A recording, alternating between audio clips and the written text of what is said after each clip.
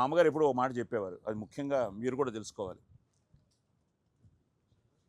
Cinema flop అవ్వచ్చు, ఇంకోటి అవ్వచ్చు, కానీ నువ్వు డైరెక్టర్గా నువ్వు ఫ్లాప్ అవ్వకూడదు, హీరోయిన్గా ఆవిడ ఫ్లాప్ అవ్వకూడదు, హీరోగా తను ఫ్లాప్ అవ్వకూడదు. సో మనం చేసే ప్రతిదీ సిన్సియర్గా, ఇప్పుడు తను చెప్పింది కష్టపడి చేశాం, కష్టపడి చేయాల్సిందే, తప్పదు ఇంకా. That's film demands, we have to do it. And నేను పెద్దవాళ్ళ దగ్గర నేర్చుకున్నది ఏంటంటే సమయపాలన.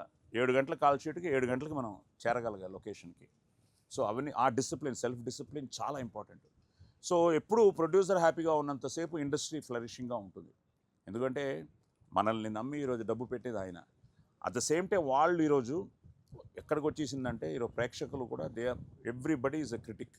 మార్నింగ్ 8 o'clock థియేటర్లోకి వెళ్ళిన వెంటనే తను అప్డేట్స్ ఇచ్చేస్తున్నాడు సినిమా గురించి. సో ఈరోజు వాడికి సినిమా నచ్చితే ఇంకా నోబడీ కెన్ స్టాప్ హిమ్.